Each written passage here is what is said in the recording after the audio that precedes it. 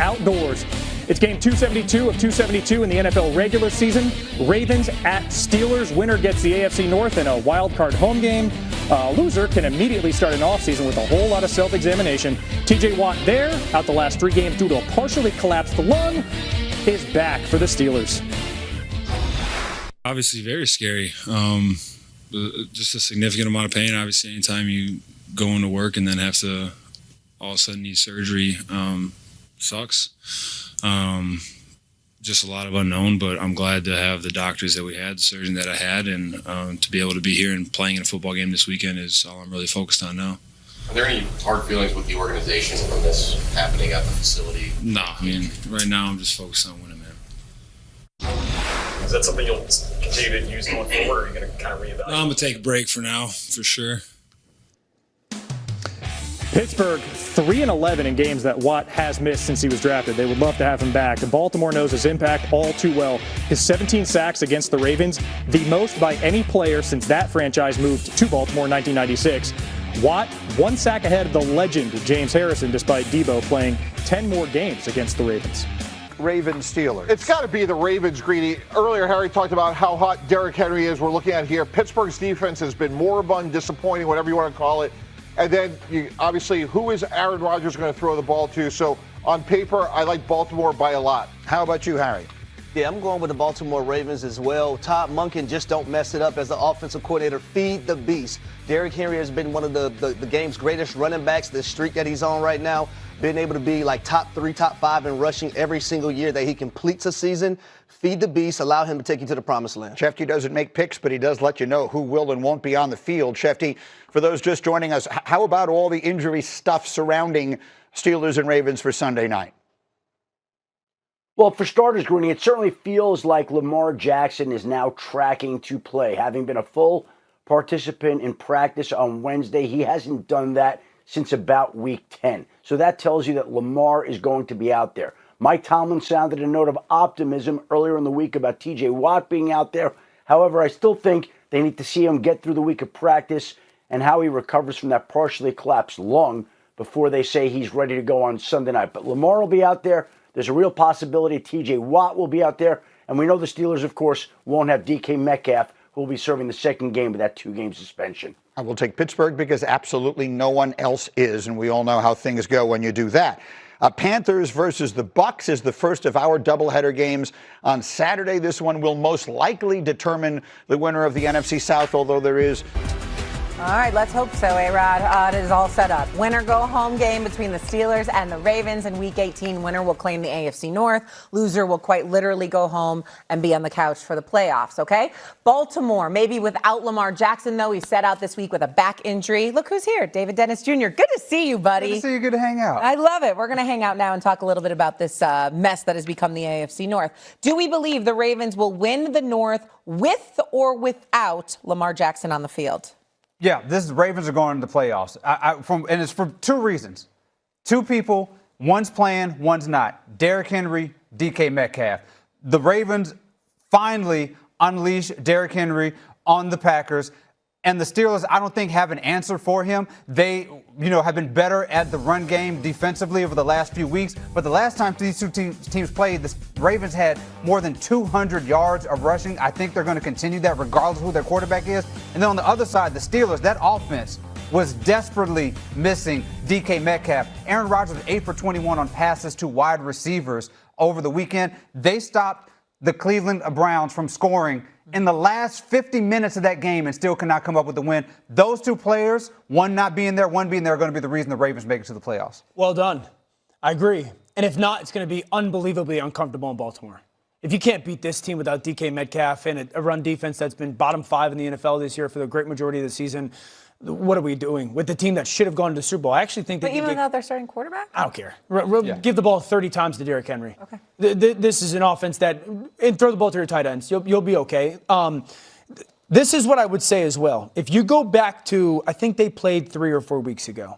The 2 things that stood out in that game were, 1, Aaron made like 3 or 4 throws down the sideline on go routes that were absolutely ridiculous. I think 3 of them went to DK Metcalf. Just perfectly thrown down the sideline. Actually, pretty good coverage. DK's not going to be there.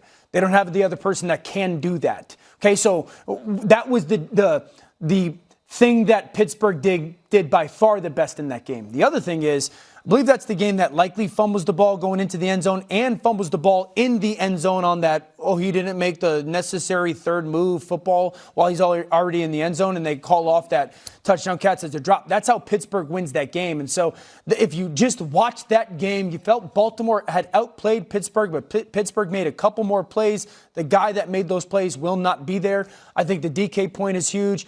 And then, Baltimore's the better football team. Baltimore should win the game. If they don't, we're having massive, massive questions about what's going on in Baltimore. Cam, do you agree or disagree? Listen, I'm agreeing. The Baltimore Ravens should win this football game, and I have a direct message to Todd Monken. Feed the king. There's a lot of running backs in this league, and there's not one running back that's more dominant than Derrick Henry. There are running backs that are probably better overall. There are probably running backs that are probably fearful in the open field. But there's not a running back that's in the National Football League that is playing football in Pop Warner, high school, or even college that puts the fear in defenders when he is running downhill.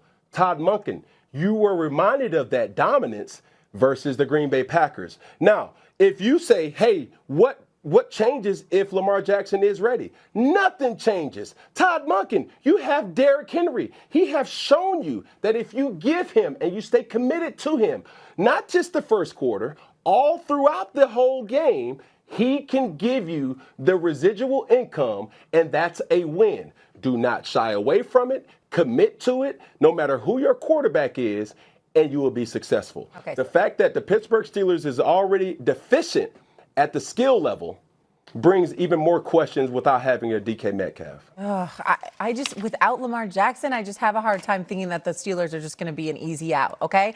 I know Tyler Huntley is a very capable backup. Obviously, he's 2-0 so far this season. I just feel like this is such a competitive divisional rivalry. I just have a hard time thinking everyone's going to be like, okay, no DK Metcalf. Look like the Ravens are going to run away with that. I don't think that's going to be the case. But nonetheless, again, Week 18, win or go home.